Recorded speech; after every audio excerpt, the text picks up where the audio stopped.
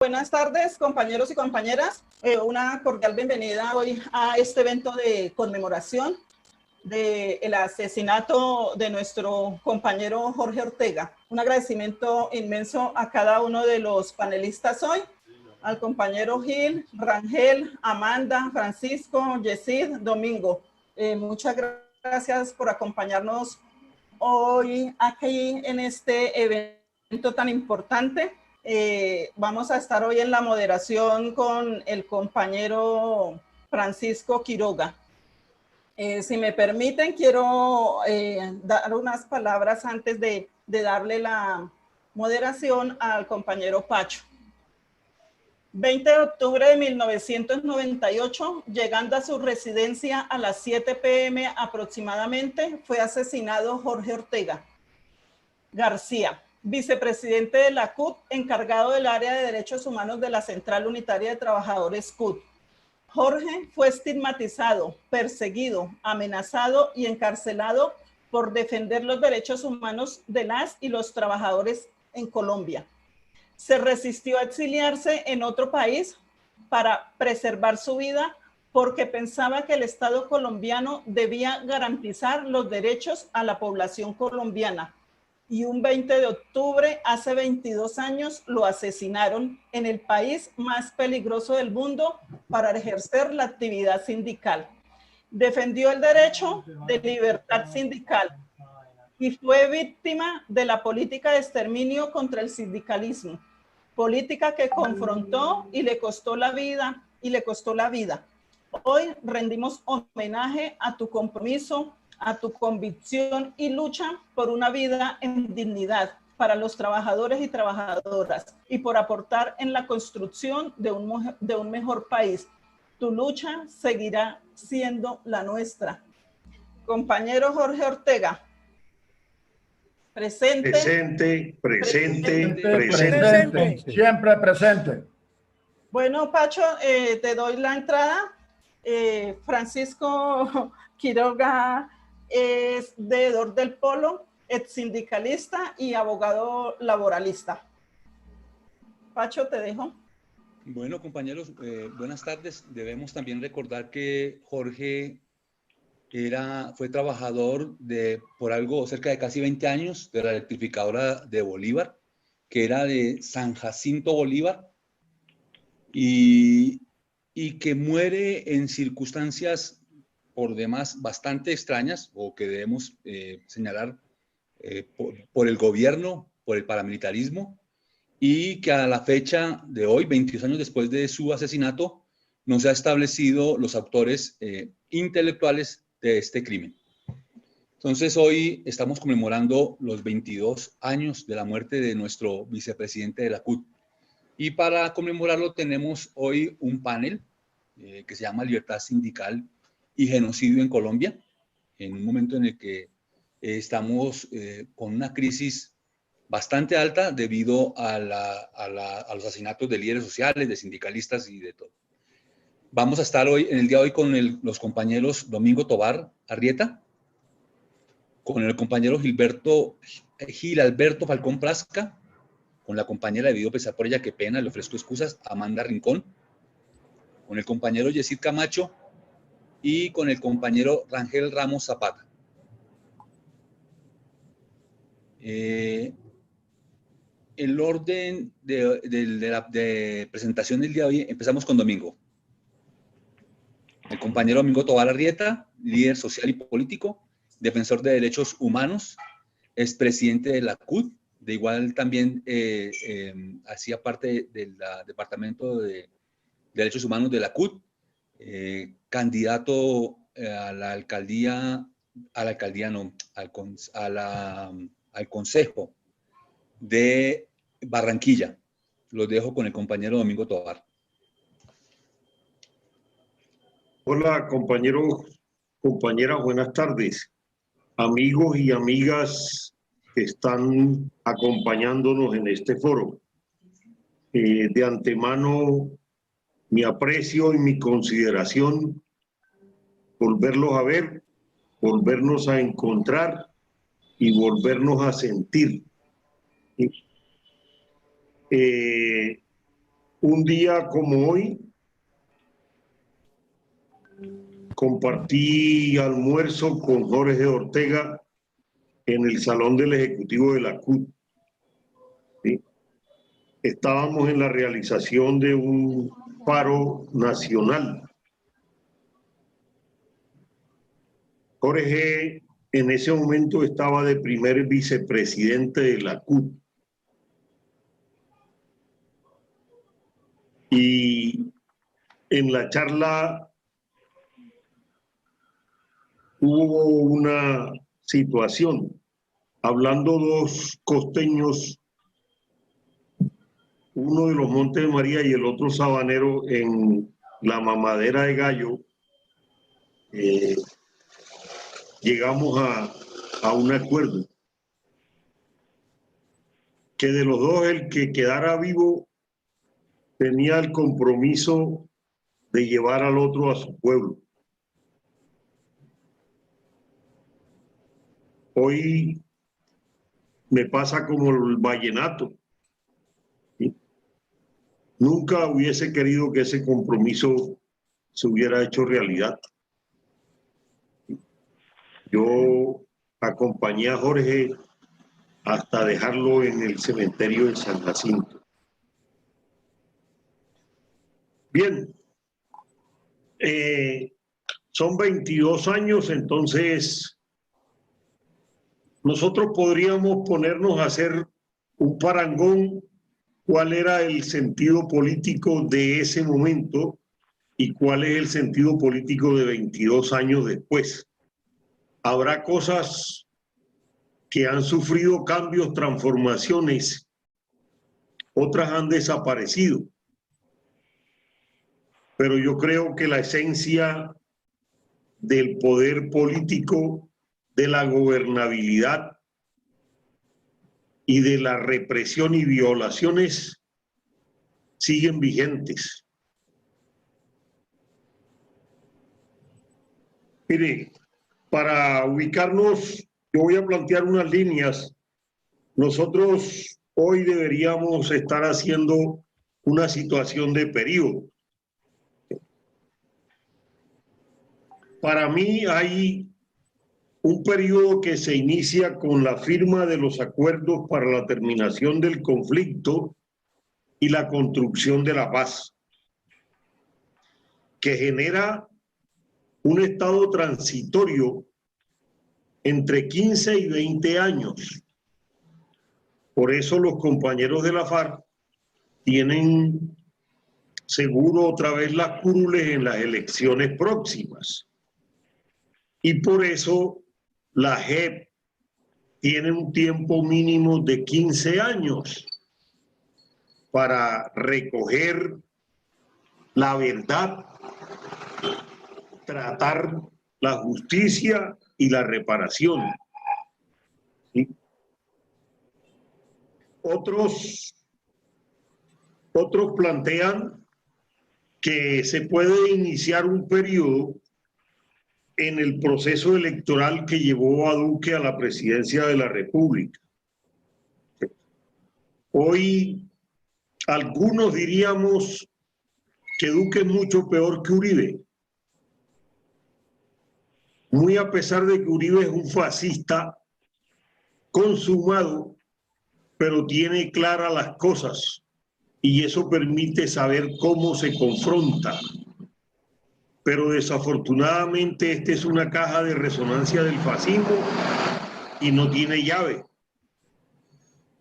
Y otro momento puede ser la aparición de la pandemia, que es una cosa mundial. En el marco de esas tres cosas hay un cuarto elemento que es la realidad de una crisis del sistema capitalista en un nuevo ciclo. ¿Sí? En un nuevo ciclo que trae como consecuencia que hoy el mismo Estado comunitario que creó Uribe, el gobierno de Duque lo ha desbaratado y hoy ni siquiera la economía naranja que se planteó Duque existe.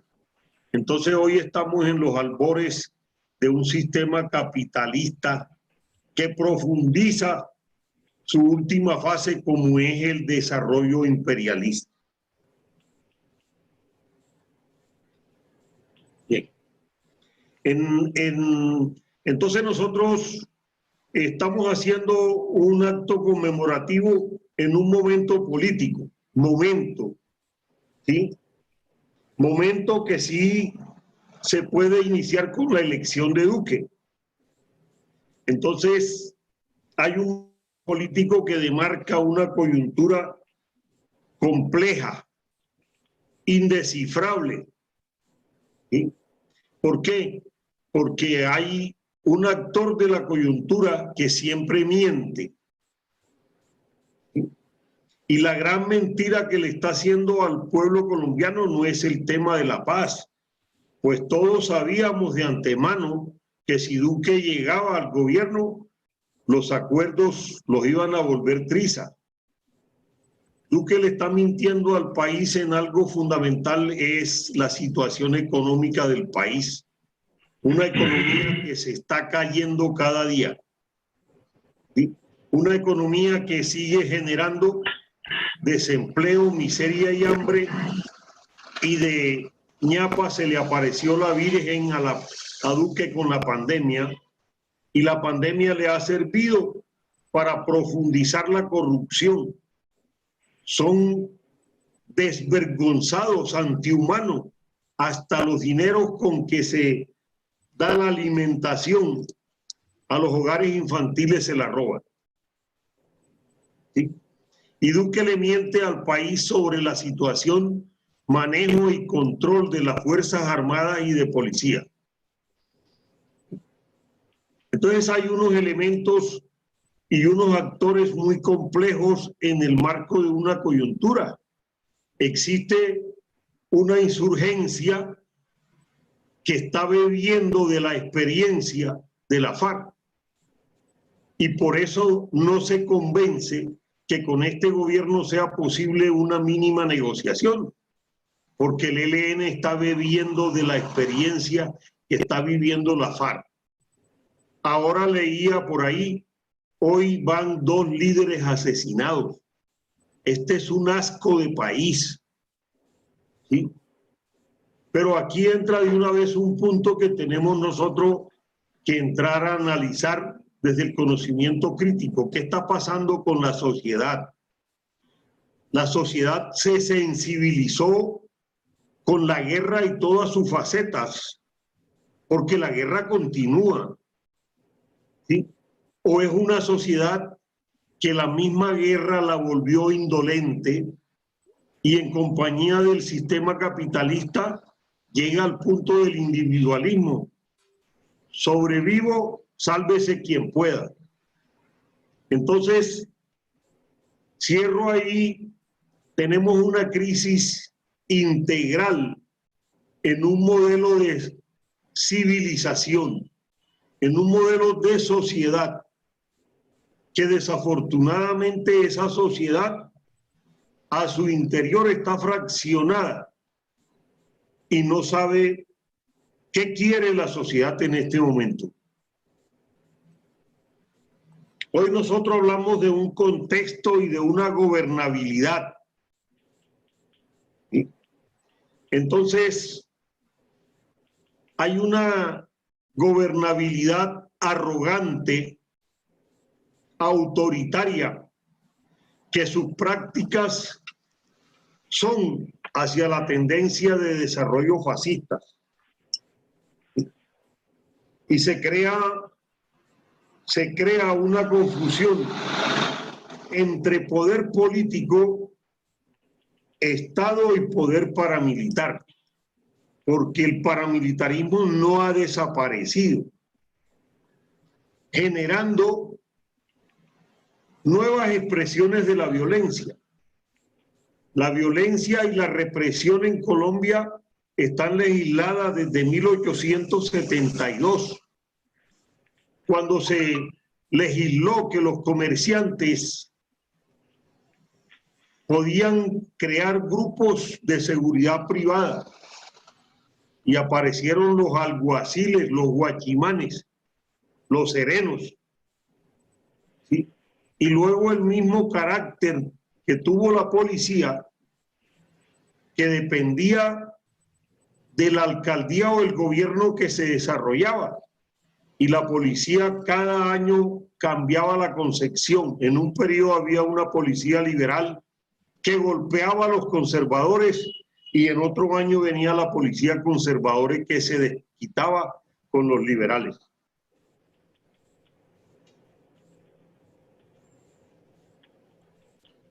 Hoy tenemos en esta coyuntura estrategias de presión y de represión y de cambios en la violencia. Hoy nosotros nos apegamos el significado del proceso de lucha social que han transcurrido en los últimos 20 años para trabajarlo como un ciclo desde cuando se legalizó el modelo de Estado a través del poder político como un paraestado que hace un acuerdo con un poder paralelo que es el paramilitarismo. Hoy la lucha social histórica desde el campo sociológico, desde el campo antropológico y cultural, porque el modelo de desarrollo cultural que imprime la oligarquía es de exclusión. Yo hablo de oligarquía porque yo traigo una discusión. ¿Cómo está desapareciendo la pequeña burguesía y la clase media? ¿Sí? La pequeña burguesía, algunos dieron el salto y se ubican hoy en la periferia de la estructura de la oligarquía. ¿Sí? Pero la clase media está desapareciendo. Entonces, la situación del desarrollo del modelo está polarizando la sociedad hasta tal punto que volvemos nuevamente al sistema del globo terráqueo. Un polo donde nos juntamos los que no somos de la derecha para no entrar en discusión. Y el otro polo donde se junta la derecha, la ultraderecha, el fascismo y sus instrumentos de represión. Ante eso el centro queda vacío. Y los extremos tratan de ganar al centro. Es lo que fue lo que inició Uribe con el Centro Democrático.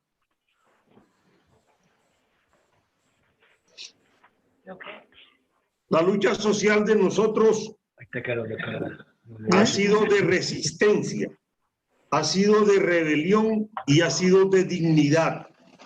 ¿Sí? Nosotros hemos hecho una lucha de resistencia.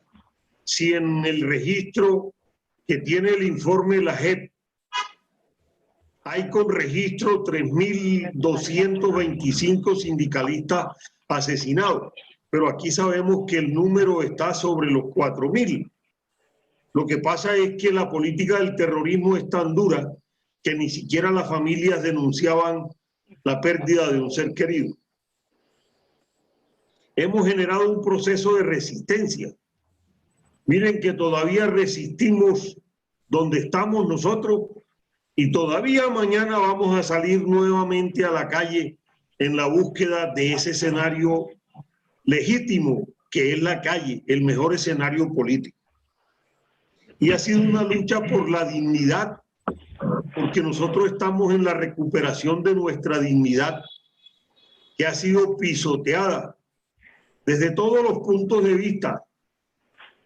El pueblo colombiano está ofendido y el pueblo colombiano siente dolor porque cada día 2 o 3 colombianos son asesinados en este país. Los escenarios son, uno es continuar la acumulación capitalista, mayor profundidad de la pobreza y de la desigualdad, que junto con el tema de la tenencia de la tierra son los 3 principales problemas que agobian este país. Lo segundo es el escenario de una salida socialdemócrata a través de un gran acuerdo nacional o un pacto nacional, donde lo fundamental sería una serie de reformas para quitar la ultraderecha y el fascismo del medio. Y aquí nos tocaría, que esto hay que decirlo, aquí nos tocaría buscar un proceso de convergencia con sectores de la burguesía, de los pequeños y medianos empresarios que no estén comprometidos en narcotráfico, en paramilitarismo, en violación de los derechos humanos. ¿Sí? Y la tercera línea de salida es la de seguir en un proceso de resistencia, generando acumulación y circuitos de desarrollo para poder sostener una lucha social. Hoy lo que habíamos reconstruido en todo este tiempo, desafortunadamente, la pandemia lo vuelve a desarticular, porque le tenemos miedo a la pandemia y hemos perdido compañeros de izquierda y hemos perdido familiares, ¿sí? Y que yo recuerde de mi generación, creo que no haya vivido una pandemia de estas así tan grande. Para ir cerrando en el tema de los derechos humanos.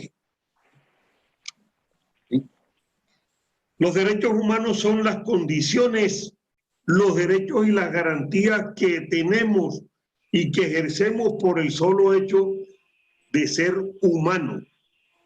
¿Sí? Dentro de la sociedad, la lectura de los derechos humanos tiene varios puntos de partida. Uno es la Revolución Francesa, dos, la Revolución Mexicana y tres, la Segunda Guerra Mundial.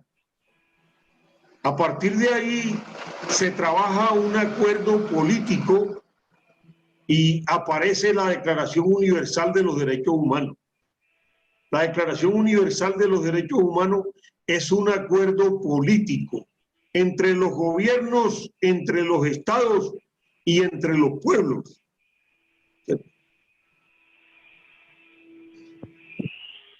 Y eso es fruto de la lucha y de la resistencia. El concepto de derechos humanos es asociado con el concepto de libertad. La libertad es la decisión de una acción para expresarnos libres en razón de nuestra conciencia. Y aquí entramos con el tema de la discusión y la construcción de la conciencia social que caracteriza la conciencia del ser.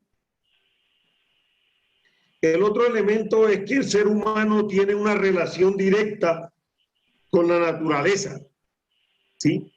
Y por eso hoy sale a flote la lucha y la defensa por el medio ambiente y el buen vivir. Al igual que la naturaleza, tiene depredadores con poder. Por eso nosotros vemos las estructuras y las esferas del poder dentro de los animales terrestres y los aéreos. En la sociedad hay poder con depredadores. Hoy en la sociedad el poder es un depredador de los contrarios. Y es un depredador de derechos y de libertades. Por lo tanto, los responsables son los gobiernos en propugnar, preservar y defender los derechos de todos, de todas, en igualdad de condiciones. Luego, la aplicabilidad y respeto a los derechos depende del carácter de la democracia y el sistema de gobierno que se da dentro de una sociedad. En las sociedades democráticas de otros puntos terráqueos, nosotros no escuchamos a la gente discutiendo si le respetan o no le respetan los derechos humanos. Y por eso en Colombia no se respeta la constitucionalidad y tampoco se respeta la justicia, porque la justicia es el instrumento de ese poder depredador del Ejecutivo que lo utiliza en desarrollo y conveniencia de su propio ser. Y nos encontramos con que ese poder desarrolla la violencia, ¿sí? Y la violencia es el abuso de la fuerza o del poder para ir creando la imagen de un enemigo interno. En Colombia, desde la misma creación de la República, quienes gobernaban siempre se han inventado la figura de un enemigo interno y le dedican más tiempo a cómo destruir el supuesto enemigo interno que a cómo proteger y desarrollar la sociedad. En Colombia hay una cultura de la violencia y de la estigmatización. Y en el caso concreto de la clase trabajadora, el sindicalismo es parte del, entre comillas, enemigo interno que ve la oligarquía. Y el gobierno, desde mediados del siglo XX, se estigmatiza al sindicalismo como enemigo del progreso y del desarrollo, con tratamientos peyorativos, tildándolo, comillas, comunistas, masones, liberales. Algunos le dicen liberales porque la democracia liberal fue la que inicialmente se tuvo en cuenta para la creación de la Declaración de los Derechos Humanos. Luego se legaliza la penalización de la acción social. En Colombia es un delito ser rebelde hasta de pensamiento, es un delito disentir y es un delito protestar.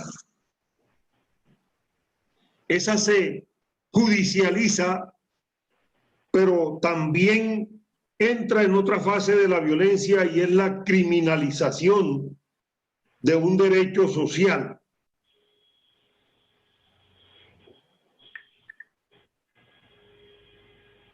En Colombia, hoy el tema de los derechos humanos y la violencia lo hemos trajinado tanto que uno no sabe si también la sociedad se sensibilizó con los derechos o no le importan los derechos. Pero al igual que la paz, los que hablamos de derechos, de libertades, los que hablamos de paz, somos una minoría en esta sociedad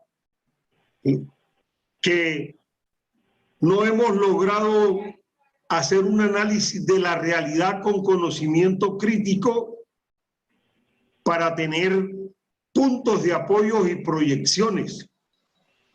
Hoy las víctimas quedaron en un segundo plano. ¿Sí? Los que creemos en la salida política, los que aportamos todos nuestros esfuerzos en la firma de los acuerdos y aportaremos nuestros esfuerzos para que un día el ELN, el gobierno, los empresarios y la sociedad se dé un punto de negociación. Estuvimos convencidos que las víctimas iban a ser el centro de desarrollo de los acuerdos. Esto crea dificultades urticarias y las víctimas pasaron a un segundo plano. Entonces, no logramos hacer una asimilación de los acuerdos firmados y seguimos creyendo y siguen creyendo que los acuerdos firmados únicamente cobijan a quienes los pactaron. Los acuerdos se firmaron para la terminación del conflicto y la construcción de la paz en Colombia. El tema de derechos humanos hay que tomarlo hoy en el espectro de la política de género, ¿sí? Pero no solamente el género en la palabra, pero también el tema de los derechos humanos hay que tomarlo territorialmente y hay que tomarlo en las poblaciones. Siempre, siempre tendremos material y tema para seguir en la lucha por el respeto, el reconocimiento y la materialización de unos derechos humanos, aclarando que ya no hay derechos humanos de primera ni de segunda categoría. Los derechos humanos tienen una integralidad, ¿sí? Por eso aquí en los derechos sociales y económicos se producen los efectos dominó. El trabajo es un derecho humano fundamental y el que no tiene trabajo no recibe salario. Si no recibe salario no puede garantizar la alimentación a los hijos, ni puede garantizar la vivienda. Pero la lucha de estos derechos humanos debe de dejar de ser solamente de las cúpulas de los defensores y de las defensoras de las iniciativas de paz y generar un proceso de lucha constructivo desde dentro de la sociedad misma y con la sociedad. Compañeros y compañeras, en memoria del compañero Jorge Ortega y de los 7 compañeros y compañeras que murieron ese 20 de octubre, porque no fue solamente Jorge, el tema es la significación política que tienen los muertos dentro del conflicto y de la guerra. Expresarles a ustedes un abrazo, mi cariño, y aquí seguiremos hasta que tengamos vida juntos y juntas, luchando y empujando las banderas de nuestro querido compañero, amigo y camarada Jorge Ortega. Gracias. Domingo, muchas gracias, muy amable. Debo señalar, usted planteó allí de la rebeldía y cómo no ser rebelde en un país como el nuestro, en el que, según el DANE, a este gobierno le va tan mal, que el DANE mismo plantea que aumentó la línea de pobreza y la línea de pobreza extrema en el país. Para el año 2019 tenemos una línea de pobreza de 35.7% y una pobreza extrema del 9.6%, estableciendo que es pobre en extremo un hogar de 4 personas que al mes recibe menos de 492.000 pesos. Y la línea de pobreza, ese mismo hogar de 4 personas, recibe al mes máximo 1.068.000 pesos. O sea, no están midiendo la pobreza y la extrema pobreza con el criterio de ellos. Y a pesar de ese criterio que ellos establecen, tenemos casi el 47% de gente en esa condición de población, con un desempleo que, de acuerdo con los problemas de pandemia, ha superado el 20%. Así de que nosotros como trabajadores, como sindicalistas, tenemos una tarea bastante ardua.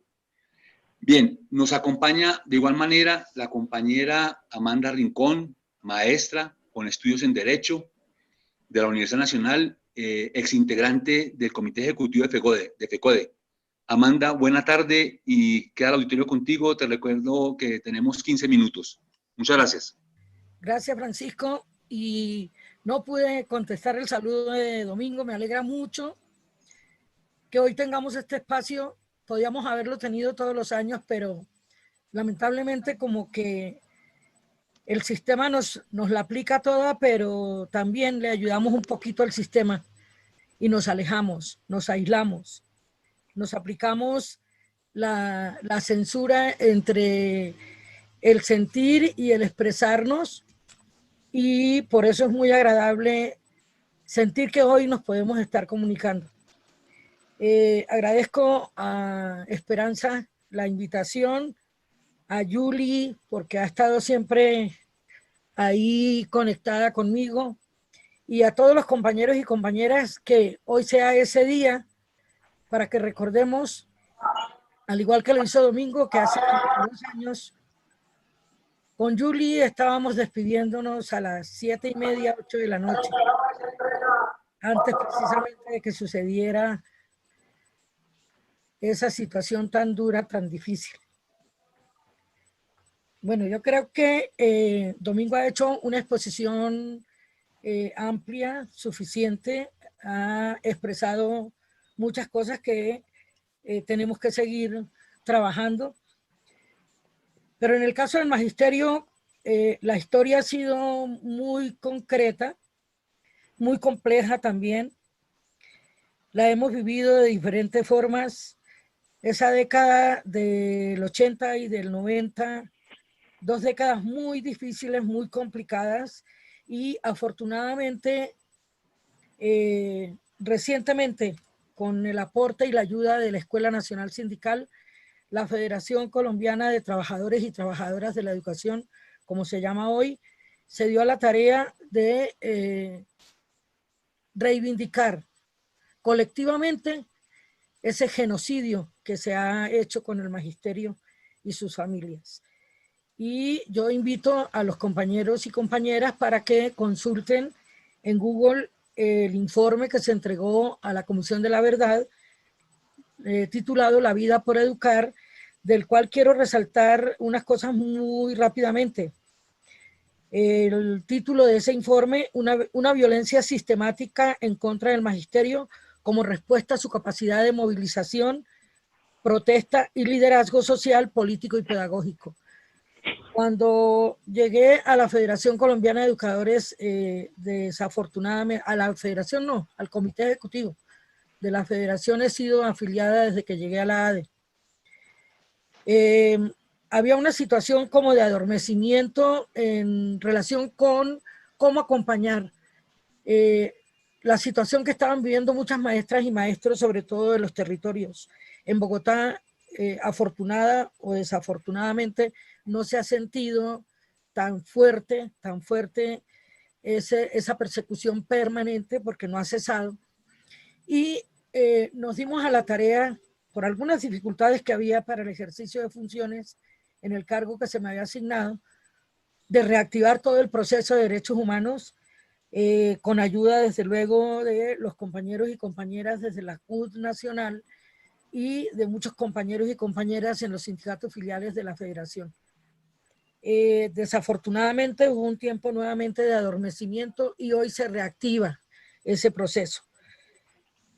En lo que hemos podido detectar, el ataque que se hace al movimiento sindical se hace fundamentalmente, y todos lo sabemos y todas, porque el movimiento sindical dinamiza una población que tiene mucho que ver con la producción y que tiene mucho que ver no solo la producción económica, también la producción de pensamiento, la producción de compromisos, la producción de liderazgos.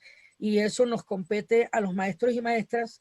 Tampoco es el 100%, pero sí una gran cantidad de compañeros y compañeras que han sido víctimas de esta persecución permanente, que es la federación que más asesinatos ha tenido que registrar en lo que se puede registrar, como decía Domingo, porque muchas familias no denuncian las muertes de sus seres queridos porque no es posible.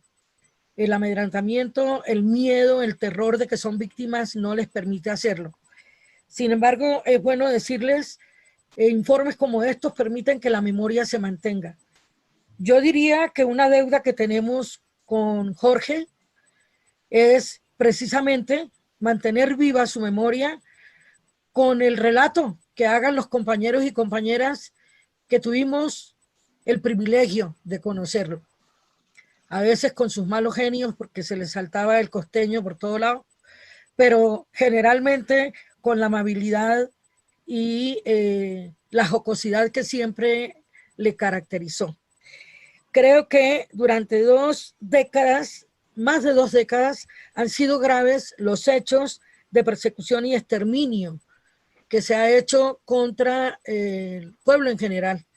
Pero afortunadamente tenemos memorias como las que yo les estoy mencionando, y ese rol sindical, político, pedagógico, social y comunitario que se juega desde el ejercicio docente, pues permite que muchas amenazas puedan llegar. La ola de desplazamiento ha sido muy fuerte y la ola de amenazas continúa. Es bueno que analicemos cómo los escenarios que se nos pintan para que podamos seguir activos y activas. Yo iba a decir cómo se ve de bonita la barba de Yesid, la calva ya canosa de Domingo, y de muchos compañeros y compañeras. Los míos casi no se notan porque están entreveraditas, pero esta vejentud tiene mucho que aportarle al proceso. También tengo que decir, ha faltado como mucha cohesión y mucha firmeza en la orientación de nuestra central, de nuestra federación en el caso del magisterio y de los sindicatos a nivel nacional para hacer de verdad una cohesión, porque se mantiene el egoísmo de los feudos sindicales y un medio de comunicación como el que debe tener este magisterio, que ni siquiera lo hemos logrado como sector, o estos sindicalistas a nivel nacional, no ha sido posible. El acompañamiento a cualquier escenario que queramos tener tiene que ir con estructuras muy fuertes, y el sector de trabajadores y trabajadoras en este país es fuerte y puede dominar. No podemos seguir dejando la comunicación, la malinformación en manos de los poderosos y las poderosas, porque ellos sí tienen cómo transmitir. Son dueños de los principales canales de televisión, de radio, y los trabajadores y trabajadoras seguimos pensando cómo hacerle. Hoy es un día de movilización. En este momento están cerrando la concentración aquí en Bogotá frente a la Secretaría de Educación, y ojalá mañana podamos sentir que vuelve a activarse todo el proceso. Algunos y algunas ya, por la situación de los años que pesan, y también pesan los kilos que tenemos encima que no nos dejan caminar, pues no podemos caminar todos los recorridos. Pero esa actividad nuestra, política, de seguir pensando, de seguir proponiendo, no la podemos delegar. No podemos seguir pensando que otros y otras van a hacer por nosotros y nosotras. Y la fortaleza está en las comunidades. Yo siempre que hablo con los maestros y maestras, porque ya estoy fuera del ejercicio, les digo que permitimos que nos arrebataran las comunidades con quienes teníamos que tener en todo momento el principal aliado. Las comunidades son nuestras principales aliadas para el fortalecimiento de la autonomía y de la autodeterminación. Pero estamos a tiempo, compañeros y compañeras, porque las nuevas generaciones de trabajadores y trabajadoras tienen que superar a su dirigencia. Tienen que mirar cómo, coordinando con todos los actores en las comunidades, en los barrios y los colegios como centro, llamémoslo así, de acopio de pensamiento, tienen un reto muy grande y una gran responsabilidad. Si recuperamos las comunidades, si recuperamos nuestra autonomía, inclusive para la misma economía, vamos a poder sabotear todo el caudal de riqueza que se apropia la burguesía y la oligarquía para poder seguir ejerciendo el poder sobre nosotros y nosotras. Así le podemos ayudar a quienes de otra forma han seguido luchando y no pueden estar en las movilizaciones. De la mejor manera, yo creo, y creo en esa parte de las comunidades indígenas, los grupos de ancianos, los consejos de ancianos y ancianas se imponen en este momento. Así sea a través de cartas o de llamadas o de lo que queramos hacer, podemos seguir incidiendo. Gracias por estar vivos y vivas, compañeros y compañeras. Creo que el momento también es de resistencia, como lo dijiste, Domingo, pero no una resistencia de resistir, una resistencia activa, una resistencia que permita que quienes están alrededor o con quienes podamos comunicarnos reciban ese aliento para que podamos sacar adelante propuestas que nos lleven realmente a procesos claros. El 21, que es el año entrante, es un gran reto. No hemos mencionado, yo me alegré muchísimo, muchísimo, así les cueste mucho trabajo de aquí en adelante, por el triunfo del MAS en Bolivia. Latinoamérica tiene que activarse como América Latina. Los pueblos en cada uno de los países no podemos seguir aislados. Es el segundo escenario que yo quiero mostrar. Podemos seguir resistiendo en Colombia, pero nuestra solidaridad con los pueblos de América Latina está muy débil. Hoy Cuba sigue resistiendo y enfrentando la arremetida del imperio. Miren ustedes esos gusanos y esas gusanas diciendo que se alegran de estar vivos y vivas porque tenían que votar por su trono. ¿Qué hacemos nosotros en toda la capacidad que tenemos de solidarizarnos y sobre todo con la situación que está viviendo Cuba en este momento y Venezuela? Alguna situación tenemos que inventarnos. Lo mejor que ha podido suceder hoy en los 22 años del asesinato de Jorge es que nos podamos hablar, es que nos podamos encontrar, así sea por este medio, y que tan pronto se supere el miedo, porque hay mucha gente con miedo para salir a la calle, o nos den la posibilidad de encontrarnos físicamente, lo hagamos y nos abracemos. La solidaridad es lo que fundamenta cualquier proyecto político. Les sigo haciendo la invitación. Esperanza, gracias por ingeniarse este momento y hay que seguirlo haciendo. Quedamos pendientes de quién tome la iniciativa de las memorias para poder tener también un recuerdo físico de lo que ha sido o fue todo el legado en vida de Jorge y sigue siendo ya ausente físicamente. Gracias. Amanda, muchas gracias. Muy importante tus aportes. Gracias por ese llamado a seguir luchando, a seguir siendo sindicalistas. La tarea es difícil en un momento en que el índice de sindicalización en el país está por debajo del 5%. Bueno, ahora continuando con la reunión, con el panel, está Yesid Camacho, exsecretario de Salud y Seguridad Social y expresidente de ANTOC. Él nos va a hablar de cuál es igual que los demás compañeros, la situación en su sector. Yesid. Bien, un saludo muy fraternal para todos los compañeros que nos están escuchando este foro. Pues con una inmensa tristeza, quienes conocimos a Jorge Ortega, convivimos con él muchos años en la lucha sindical y en la lucha social, incluso en la lucha política. Fui compañero de Jorge Ortega en FENACINTRAP, cuando el sindicato de la electrificadora de Bolívar pertenecía a FENACINTRAP y en esa época Sintradatol, que era el sindicato al que yo pertenecía del sector salud, posteriormente fusionó en ANTOC, pertenecía a FENACINTRAP. Y allí empezamos a compartir muchas cosas de la vida sindical, de la vida social, de la vida, de la lucha política y de la lucha social. Para mí y para muchos compañeros fue una de las mayores pérdidas del movimiento sindical colombiano.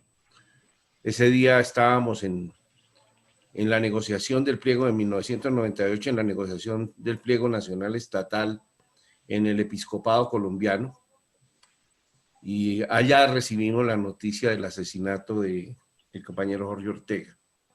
De inmediato nos retiramos de la mesa de negociaciones, porque tenemos claro que a Jorge Ortega lo mandó a matar, lo mató el Estado, lo mató el gobierno, es un crimen de Estado.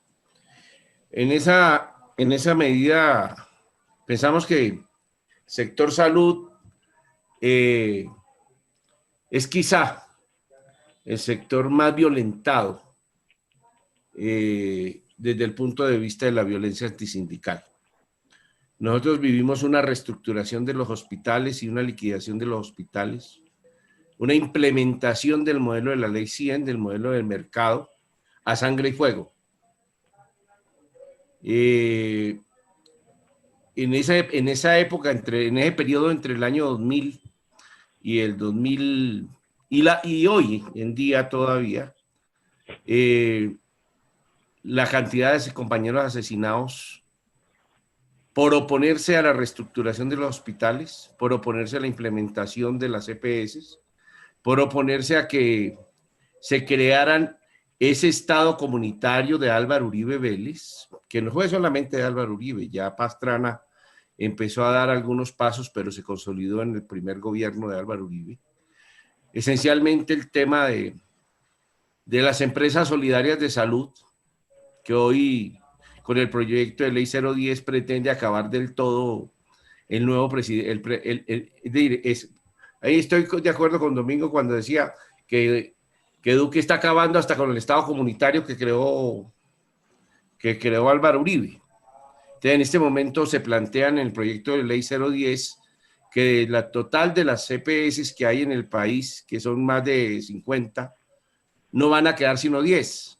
De que esas comunitarias, las famosas empresas solidarias de salud, hermanitas de las Convivir y hermanitas de las cooperativas de trabajo asociado, porque ellos lo que hicieron con la reestructuración en el año 2000 fue montar 3 negocios sobre la base de la intermediación.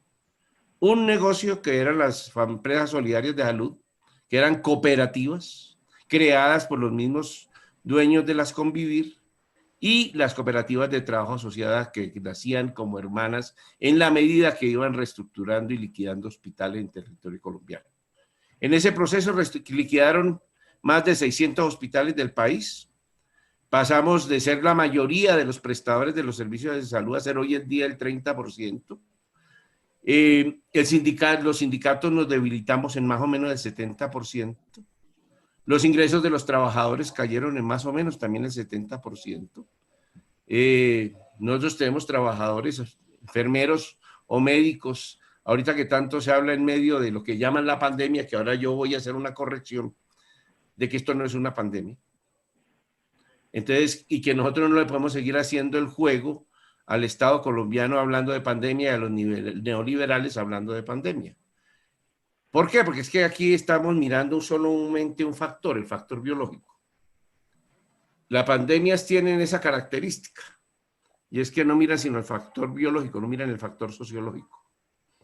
Por eso muchos científicos, muchos antropólogos y científicos del sector de la salud pública, de la salud colectiva, hoy no hablan de pandemia, sino de sindemia. ¿Qué es la sindemia? La sindemia es una sinergia de lo biológico con lo sociológico, con lo social. Y está caracterizada porque esencialmente los efectos biológicos se reproducen esencialmente en las poblaciones que tienen profundas carencias de tipo social, en materia de alimentación, en materia de educación, en materia de su dignidad social. Y en esa medida, entonces, la sindemia determina que la salida a la crisis biológica que se presenta, a la crisis sanitaria que hay en el mundo, no puede ser más de lo mismo que se ha venido presentando.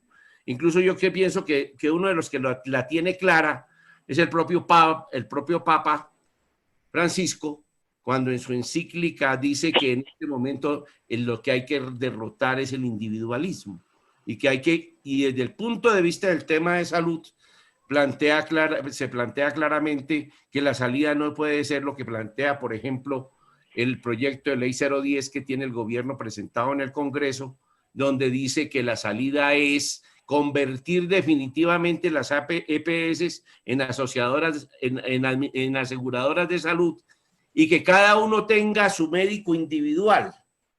Entonces le volvemos a jugar al individualismo, le jugamos al riesgo, esencialmente al riesgo económico, más que al riesgo en salud, y en esa medida entonces en este momento surge una nueva lucha, una lucha frontal que no es tan nueva, porque diríamos eso ya arrancó con la ley 100, pero lo que pasa es que el proyecto de ley que hoy plantea la derecha en este país proyecta consolidar ese modelo con una mayor dependencia transnacional y con unos mayores poderes. Entonces nos plantean, por ejemplo, acabar con el Instituto Nacional de Cancerología y el negocio, todo el manejo del cáncer que tiene hoy el Instituto de Cancerología, entregárselo a un negocio que tiene montado el señor Sarmiento Angulo aquí en Bogotá y en varias partes del país, donde con el gran centro oncológico nacional que tiene proyectado el señor Sarmiento Angulo. Entonces, aquí cuando miramos los dos términos, pandemia y sindemia, decimos, bueno, la salida hacia la pandemia es lo que ha venido haciendo el gobierno, creando auxilios para los ricos. El auxilio de la nómina, por ejemplo, como está diseñado, es para darle plata a las grandes empresas, a los que tienen más de un determinado número de trabajadores. Pero además, hablando con pequeños empresarios, uno encuentra que el que tiene 4 o 5 trabajadores, pero no tiene solvencia y no tiene caja, no tiene reserva en el banco, ni siquiera para responder por parte de la nómina, a ese no le dan ningún auxilio. Entonces, esos elementos que están ahí de traza absolutamente neoliberal están en contradicción con los efectos de la pandemia. Y ahorita cuando se tocaba, que el mismo Dan está señalando que se ha incrementado la pobreza, que se ha incrementado la miseria, en esa medida tenemos que encontrar que hay unos efectos biológicos con unas claras repercusiones sociales que además se desarrollan en las personas que tienen preexistencias de salud, preexistencias que han sido mal atendidas por un mal sistema de salud, como es el tema de la diabetes, de la hipertensión, de la insuficiencia renal, de la obesidad. Para el caso de los gringos, la repercusión más grande es en el tema de la obesidad, pero además en el tema de la violencia.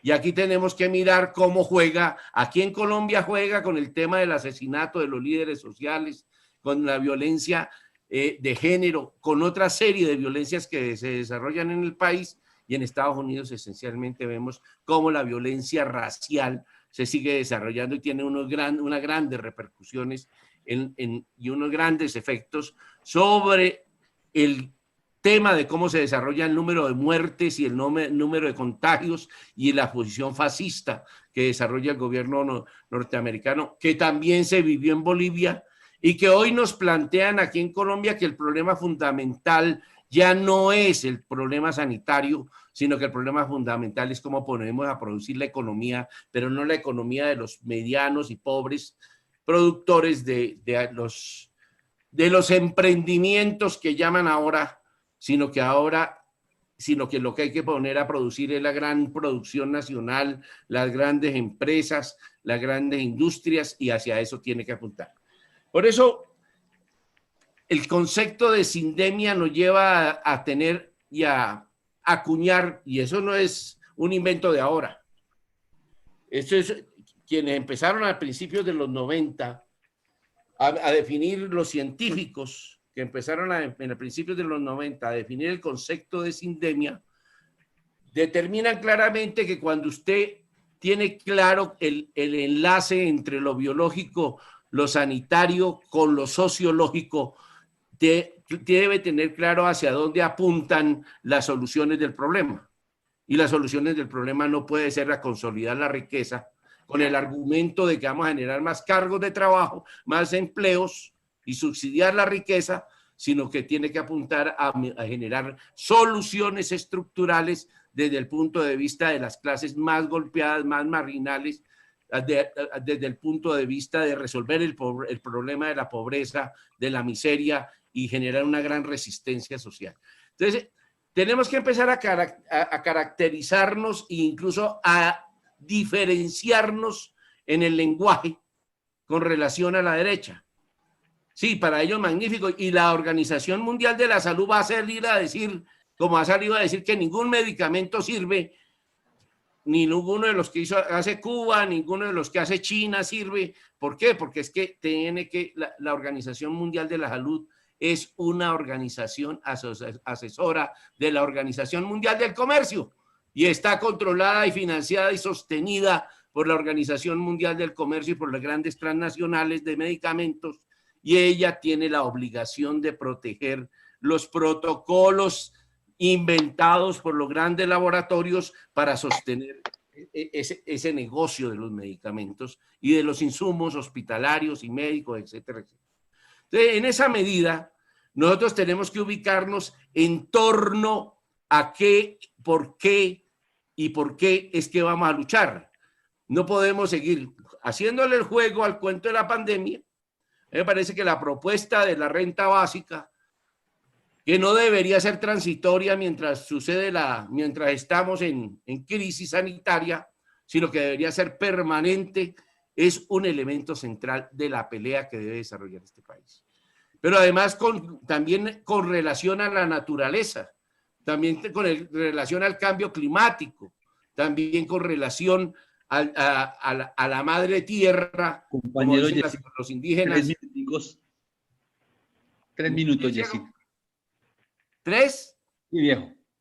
Bueno, compañero, entonces, en esa medida, nosotros debemos plantearnos en este momento que la lucha social, la lucha sindical, tiene que ver necesariamente con eso. Nosotros, en el sector salud, a pesar de que tenemos 2 sentencias de la Corte Constitucional que nos dicen que todos los trabajadores tienen que estar formalizados y en las plantas de personal, desde el 2009, la 614, y desde el 2012, la 6171, vivimos esa violencia antisindical de mantener a los trabajadores tercerizados, más de 500.000 trabajadores tercerizados en el país entre el sector público y privado, y sin derechos laborales, sin derechos y sobre todo sin derecho a sindicalizarse, porque el que se sindicaliza lo echan, así sencillamente, no le renuevan el contrato, porque además los contratos son a término fijo de 2 o 3 meses, y si ustedes lo descubren que se afilió al sindicato,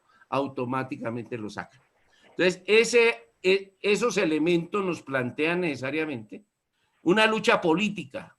Entonces, nosotros antes de empezar la reunión decíamos, aquí hay que empezar a discutir cómo estructuramos nuestras posiciones políticas, cómo generamos alianzas, pero lo que hay que mirar no es en torno a quién, sino para qué. Y claramente, ¿en torno a qué?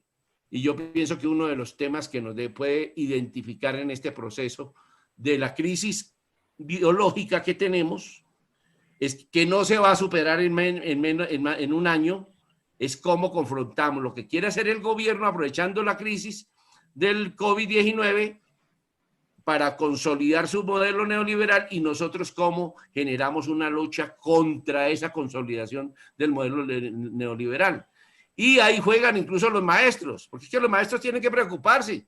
El proyecto de ley 010 les acaba con su régimen especial.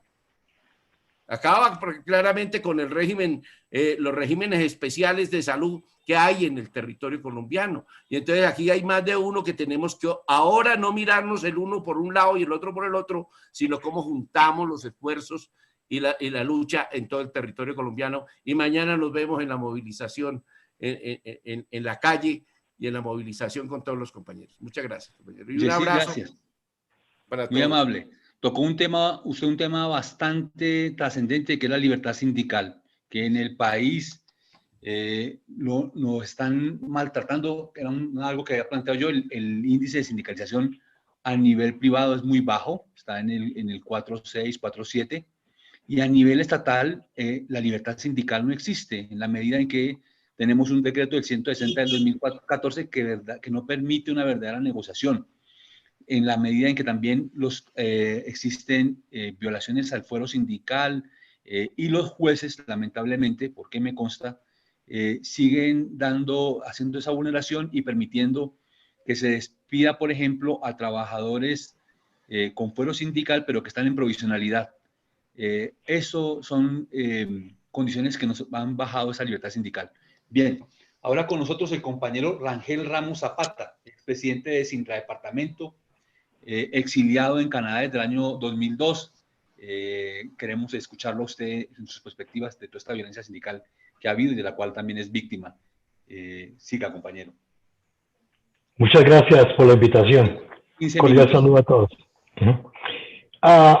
Es muy gratificante que se nos brinde la posibilidad de hacer presencia en estos eventos, que en última instancia se constituyen en un tanque de oxígeno, en vida, porque y nos hace sentir de alguna manera que todavía estamos presentes en esa Colombia que nunca quisimos abandonar.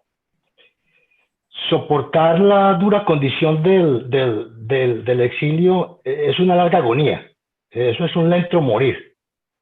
Atrás dejamos todo, familia, amigos, todo, pero seguimos soñando con una Colombia libre y en paz. Iniciar una vida de cero, cambiar hábitos de siempre, incluyendo hablar español, no es fácil. Eso, asimilar esa nueva condición toma muchos años. se torna muy complicado. No en todos los casos la gente tiene éxito, porque son profundos momentos de soledad y de depresión. No es fácil asimilar esto, porque de cualquier manera, pues nunca tuvimos la visión del sueño americano. Estábamos felices en nuestra Colombia en medio de tanta dificultad, con empleo, con familia, y bueno, y tratando de aportar de manera directa a tanta situación que se presenta. Quiero hacer como un paréntesis y hablar un poco acerca de Jorge Ortega. Casualmente, con esa arremetida en Antioquia, porque nos tocó, tuve la fortuna de ser presidente del Sindicato de Trabajadores y Empleados en la época de Uribe Vélez como gobernador, 95-97. Álvaro Uribe, pues, como de costumbre, le dio tratamiento paramilitar a un conflicto laboral. La convención colectiva expiró, presentamos el nuevo pliego y se convirtió en una tragedia el pliego. La situación de inseguridad se agravó. De paso comento que Domingo conoce bien toda esa cantidad de sucesos que ocurrieron en Antioquia, porque para esa época Domingo era de derechos humanos de la CUT. Yo asesoraba un sindicato de un proyecto en Porce. De paso, es necesario remarcar que Porce es una localidad que está aproximadamente a 30 kilómetros de Amalfi, el nordeste de Antioquia, cuna de los castaños. Y obviamente pues, ellos tenían control de toda esa área. En ese sindicato asesinaron en noviembre del 97 a Elkin Clavijo y a Alfonso Niño, presidente del sindicato y comisión de reclamos. Hubo dificultades serias inclusive para recuperar los cadáveres de los compañeros. Yo estaba en el proyecto de visitar Porce 2 y reunirme en la asamblea con los trabajadores, pero las condiciones de seguridad no me permitían llegar allí. Y la persona que fue y se reunió con los trabajadores y les dio un aliento y les dijo que no estaban solos, fue Jorge Ortega. Jorge Ortega fue el que se desplazó desde Bogotá y de Medellín se desplazó a Porce 2 y se hizo presente en la asamblea de los trabajadores de Porce 2. Fueron horas muy, muy complicadas porque perdimos contacto con Jorge por el espacio de 5 o 6 horas, porque las comunicaciones es un área rural y las comunicaciones no eran las mejores, pero finalmente cerca a la medianoche Jorge Ortega llegó a Medellín y cosa que nos alegró mucho, con un mensaje de optimismo a sus trabajadores. Luego en el 99, pues fue mi primer salida al país, a Costa Rica, y muchos dirigentes sindicales y el movimiento sindical en Costa Rica me llamaban Jorge, porque ellos siempre estuvieron esperando que Jorge Ortega, en razón para proteger su vida, estuviera en Costa Rica, y Jorge nunca fue a Costa Rica. Yo les aclaraba que lamentablemente pues Jorge que yo no era Jorge y mi nombre era Rangel, y que lamentablemente Jorge había sido asesinado. Ese era el paréntesis que quería hacer, porque se trata de reivindicar y de traer a la memoria la obra y las cualidades humanas de Jorge Ortega, ¿no? Volviendo a la situación del exiliado, pues los asesinatos a sindicalistas, el número de asesinatos de sindicalistas, que seguramente es mayor, y el número de sindicalistas que tuvimos que abandonar el país, pues puede ser mayor del que las cifras plantean. No es fácil, lo decía, no es fácil iniciar una nueva vida. Son muchas las situaciones. Lo otro es que habilidades y la experiencia que tenemos los que llegamos a este país no son tenidas en cuenta. Aquí es muy fácil encontrar a profesionales de distintas partes del mundo con diplomas universitarios desempeñándose en labores serviles, de limpieza, en construcción, en agricultura. Yo tuve el privilegio de llegar en condición de sindicalista, porque para esa época la CUT celebró un convenio con el Congreso Laboral Canadiense tendiente a proteger sindicalistas con alto nivel de riesgo, y en ese sentido pues llegué y logré vincularme en 3 o 4 sindicatos muy grandes de aquí de Canadá. Entonces podría decir que soy un privilegiado, pero eso no dista del trato que se recibe, porque no se te tiene en cuenta la experiencia, las habilidades, hay que encajar en los estándares. Y cuando uno tuvo una formación sindical, que fue precisamente lo que nos obligó a salir del país, es muy complicado cambiar la forma de pensar. Es muy complicado cambiar la forma de pensar por sostener un puesto de trabajo, porque la dinámica sindical en Norteamérica es totalmente distinta. Hay un divorcio enorme entre trabajadores y dirección sindical. Y a petición de muchos empleadores, aquí se hacen concesiones de frente, debilitando convenciones colectivas. Y pues si uno estuvo en Colombia y puso la vida en primera línea por defender derechos de los trabajadores, pues ni más faltaba que uno llegara a Norteamérica y cambiara la forma de pensar. Entonces, no es fácil, es una soledad y una depresión de muchos años y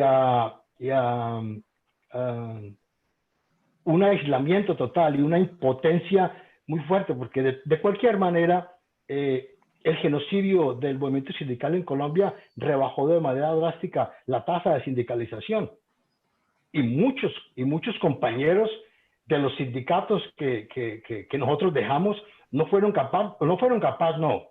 enfrentaron la situación, porque Colombia, nuestra generación ha sido una generación de miedo. Siempre se nos ha manipulado con el miedo.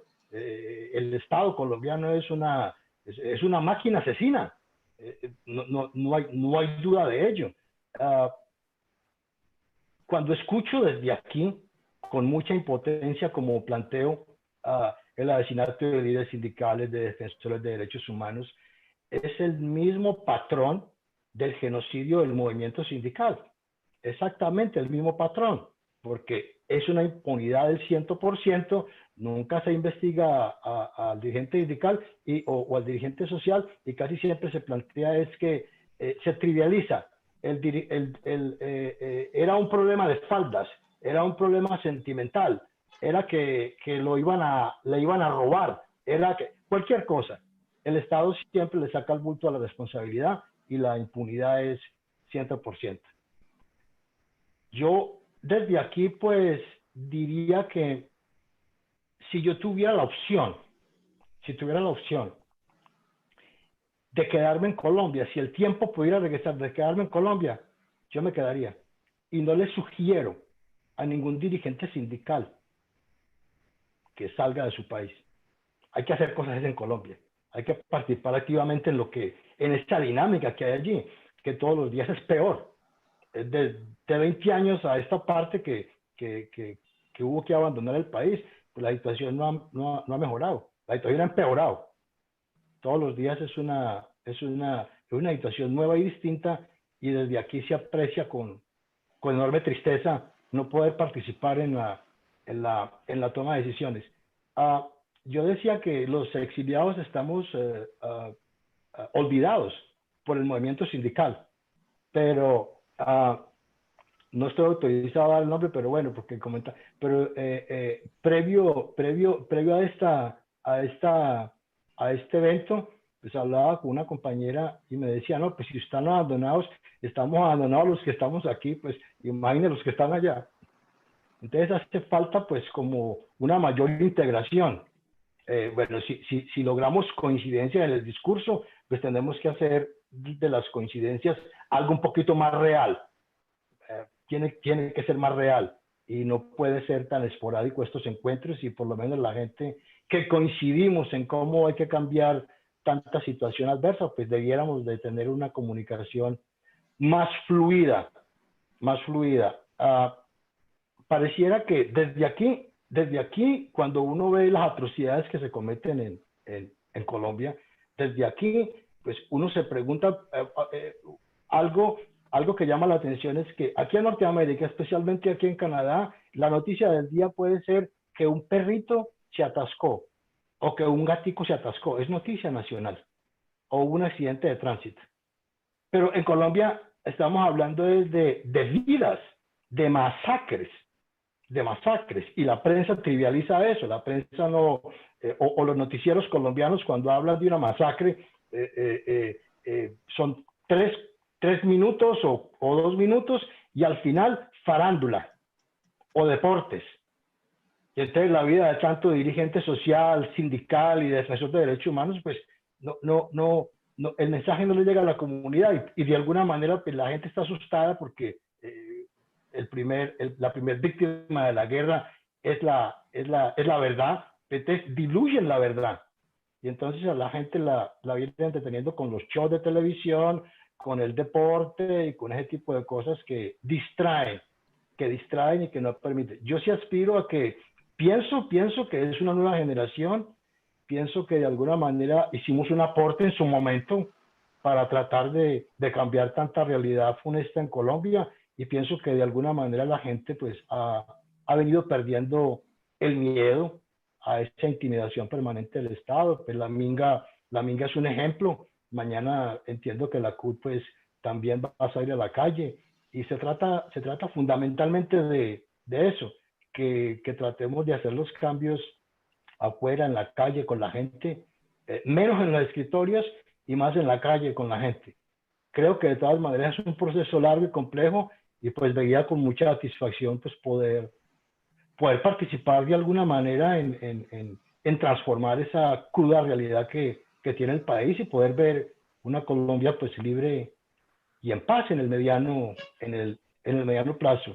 Y bueno, reiterar que me siento oxigenado, tener la oportunidad de verlos, saludarlos y pues expresar mi opinión de lo que viene pasando en el país en condición de dirigente sindical exiliado y víctima directa de Álvaro Uribe Vélez. Es como eso, compañero. Gracias, Rangel. Rangel, ¿tiene usted alguna cifra de los exiliados de Colombia? Hablamos de Canadá. Bueno, de Canadá o en general de los que han salido. No, lamentablemente no. Es de pronto números muy superficiales de gente que uno conoce, porque mucha gente salió del país y en mi condición, pues yo salí como sindicalista a través de un convenio que suscribió la CUT, pero mucha gente salió a título personal y mucha gente no quiere continuar participando, no quiere eso. Y no todos salieron como sindicalistas tampoco. Exactamente. De todas formas, de América es el país con el mayor número de exiliados, aparte de lo que está sucediendo ahora en Venezuela, que bueno, es otra cosa y obedece a otras dimensiones que no es la nuestra. Lo de Venezuela obedece al bloqueo económico del que es víctima por parte del imperio. Nosotros es porque la gente ha sido víctima, es por parte de nuestro propio gobierno que nos está persiguiendo. Gracias, Rangel, muy amable, ¿yo? No, usted, ahora tenemos con nosotros al presidente de la CUT Bolívar, dirigente sindical, cívico, social, defensor de derechos humanos, Gil Alberto Falcón Prasca. Buenas tardes, compañero. El auditorio es suyo por 15 minutos. Buenas tardes, distinguido compañero y compañera, a nuestro amigo Domingo, Rafael, a los demás compañeros y compañeras, Amanda, a mi amigo Yesid, de igual manera al compañero Rangel, con quien no he tenido la oportunidad, pero desde acá, pues, mi reconocimiento. De igual manera, pues, decirle a la compañera Esperanza y demás al compañero Francisco que para la CUT Región Caribe y la CUT Bolívar, pues, es muy importante este espacio hoy, 20 de octubre del 2020, cuando hacemos un reconocimiento póstumo hoy a la memoria de mi amigo y compañero Jorge Luis Ortega García. Yo entré a la electrificadora de Bolívar un 9 de enero del 77. En el 78, pues tuve la oportunidad ya de conocer a Jorge Luis Ortega García, que ingresaba a la empresa como repartidor de recibos. Lo había ayudado su hermano Miguel Ortega Rapalino. Decirle pues que Jorge inició en el 78, ya apenas cumplió los 2 meses de periodo de prueba, ya aspiró a la junta directiva de Sintraenergia, porque en ese tiempo era Sintraenergia y teníamos también una presencia muy importante en FENACITRA, como la federación pues que apoyaba todos los pliegos del sector público y oficial. Aprovechamos pues para enviarle un saludo a sus hijos Cristian Camilo Ortega Arias y a Jorge Luis Jr., médico, y a todos sus hermanos y demás familiares, y a toda la familia de Sintraenergia y Sintralecol, hoy en este homenaje póstumo al compañero Jorge Luis. Decirle que, bueno, las convenciones colectivas desde el año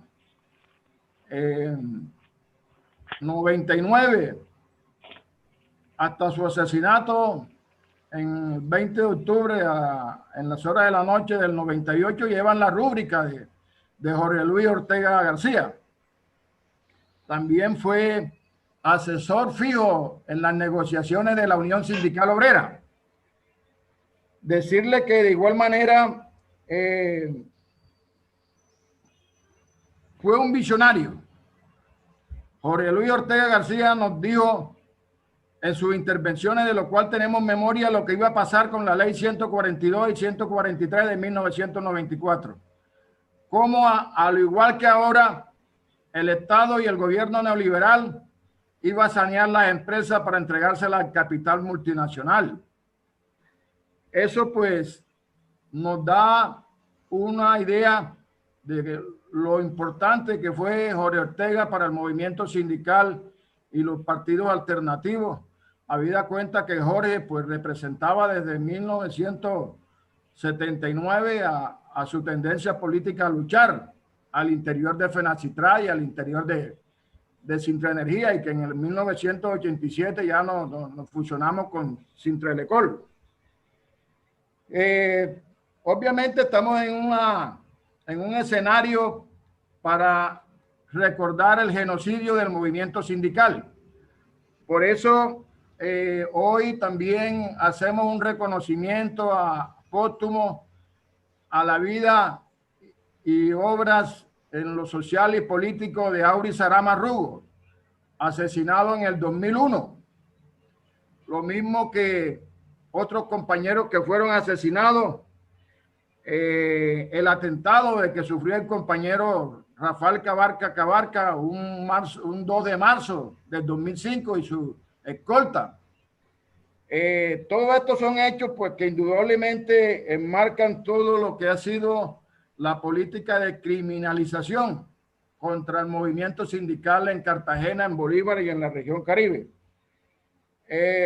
Yo sí quiero aquí presentarles rápidamente en estos 10 minutos que me faltan una gráfica ahí para que tengamos idea de lo que ha sido el genocidio de nuestros dirigentes. Ahí vemos a Aury, vemos a Jorge, Iván Franco, a un compañero del Partido Comunista. ¿Están viendo, compañeros? Sí. Sí, hermano. Bueno, mire, esto es como para la idea. Aquí está un compañero, Gualberto Paternina, también de Sintralecol. Aquí hay unos compañeros educadores, aquí hay unos compañeros dirigentes sociales, aquí hay un compañero abogado.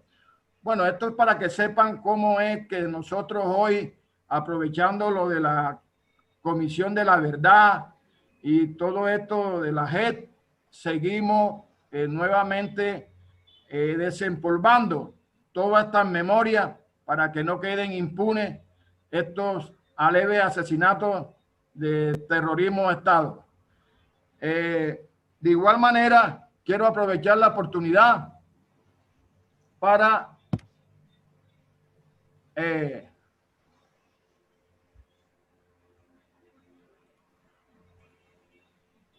presentarle un documento para que tengan idea, ¿sí es? Tengan idea del por qué los asesinatos en el movimiento sindical en la región Caribe y de manera especial aquí en la región Caribe.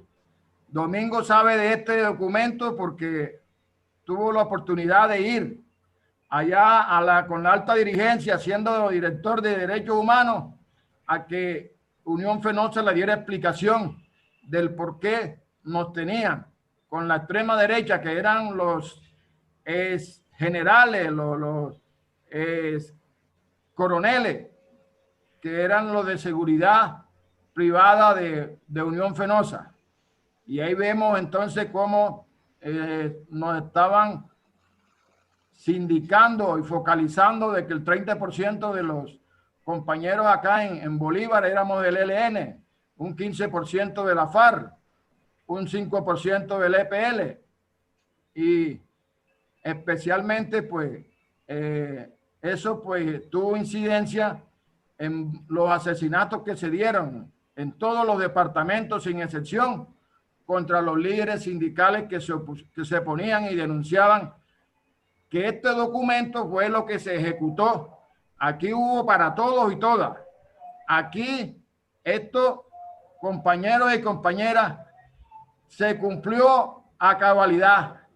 Aquí le dieron sopa y soca a los trabajadores y les armonizaron sus convenciones colectivas con la ley. A los pensionados también le dieron sopa y seco y convirtieron a un sindicato tan poderoso como Sintralecol, pues un sindicato que hoy está reducido a una mínima expresión. Entonces, en ese orden de ideas, compañeros, estamos aquí hoy aprovechando este escenario para también decirle que nosotros hoy, nuestra idea es que el crimen de Auri Sará, de Jorge Ortega, sigamos trabajando para que a nivel internacional se den las presiones en la Comisión Interamericana de Derechos Humanos, en todos los espacios, para que sean declarados estos asesinatos de manera especial en homenaje póstumo a Jorge Ortega como crímenes de Estado, como crímenes de lesa humanidad. Ese es el llamado que hacemos, porque ese sería el mejor homenaje póstumo que le hacemos a Aurizará Marrugo, al compañero Jorge Luis Ortega García y a todos los compañeros que hoy han sido víctimas de las balas del terrorismo de Estado. Ya para terminar, compañeros, también nos unimos a todas las expresiones que han habido de los diferentes compañeros, Yesí, el compañero, la compañera Amanda y el compañero, los demás compañeros que han intervenido acá, porque sin duda pues hoy sigue el terrorismo de Estado, nos siguen asesinando, nos siguen amenazando, y en ese orden de ideas pues creemos que hoy ustedes, compañeros, que son la experiencia acumulada, son los testigos de excepción de toda esta política en contra del exterminio, del genocidio del movimiento sindical. Nuestro llamado es a seguir trabajando en equipo, trabajando por una Colombia verdaderamente democrática. Y nuestro llamado es que en el 2022, ojalá ustedes pongan su nombre ahí para la Cámara y el Senado, para los partidos alternativos, en verdad, estemos en el Congreso con una camada de congresistas, y que la presidencia de la República, pues, tengamos la oportunidad con unidad de llevar a un presidente que represente todo el sueño que tenemos de un país democrático. Gracias, compañeros y compañeras, por la oportunidad. Y decimos, compañero Jorge Luis Ortega García, compañero Brizarama Rugo, los llevamos perennes en nuestra mente y en nuestros corazones. Compañero Jorge Luis Ortega García. Presente, presente, presente. Presente. Gracias, compañeros y compañeras. Y Alberto, gracias. Ha tocado usted dentro de los puntos que manifestó uno importante que hace parte del aparato de guerra de la derecha y la ultraderecha en el país. Y es esa sindicación para el movimiento sindical de pertenecer a la guerrilla. A cantidad de gente se la hicieron. Cantidad de gente pagó prisión por ello. Y ese aparato de guerra sigue funcionando hoy, y hoy entonces ya no es tan, bueno, lo siguen manteniendo, pero de la guerrilla o no, pero hoy entonces el juego es con el castrochavismo. Y por eso entonces, en su momento la gente no se afiliaba a los sindicatos, en su momento la gente le daba miedo pertenecer a un sindicato, y por eso el bajo nivel de afiliación, y por eso en su momento hoy la gente no quiere votar por nada de la izquierda, porque supuestamente es castrochavismo, porque supuestamente es pobrería, como si el país gobernado por ellos estuviese en un nivel de riqueza. Son 15.129 violaciones a la vida, libertad e integridad cometidas contra sindicalistas, las que no podemos olvidar. Por ello, la necesidad de conmemorar hoy el asesinato hace 22 años de nuestro querido compañero Jorge Luis Ortega García. Muchas gracias. No sé si alguien tenga alguna pregunta. Pacho. Domi. Solo hacer una solicitud. Como yo sé que el negro es bueno en esto, en la grabación. Entonces, ¿cómo ponemos a circular el video de este foro? Porque además de las personas, tiene unos contenidos buenísimos y la gente lo necesita para conocer la historia. Y solo decirles que en este cuadro de hoy debería estar Jairo, Chucho, Leticia, Pedro, Ramiro, Flor, Cabarcas, Daniel, Ariel, Carlos, Yuli, Miguel, Oscar, Rodolfo, Gloria, Esteban, Diego y Pacho, que somos como de la camada esa de Jorge. Hermano, agradecerle a la compañera Esperanza, a los compañeros del departamento de la CUT Bogotá, Cundinamarca, y nosotros no estamos en estructuras sindicales, sino que estamos haciendo un trabajo donde estamos reaprendiendo a aprender la realidad política para poder hacer vida colectiva. De mi parte, un abrazo. Aquí estamos vivos, compañeros y compañeras. Gracias, Domingo. Debo también recordar allí que no solamente nos masacraron con las balas, sino que también masacraron a los trabajadores estatales a través de las liquidaciones de las empresas, de las cuales el sátrapa Uribe es maestro. Liquidó Telecom, Inravisión y una cantidad de empresas estatales. Así de que también nosotros, en esa medida, somos víctimas de este gobierno de ultraderecha. Muchas gracias a todos por habernos acompañado. Quisiera un comentario corto.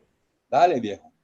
Sí, un comentario corto. Es remarcar que valdría la pena que en los proyectos, planes que se tengan, pues se incluya a la gente que estamos en el exterior, porque yo creo que podríamos brindar por lo menos nos podemos mover con mayor libertad.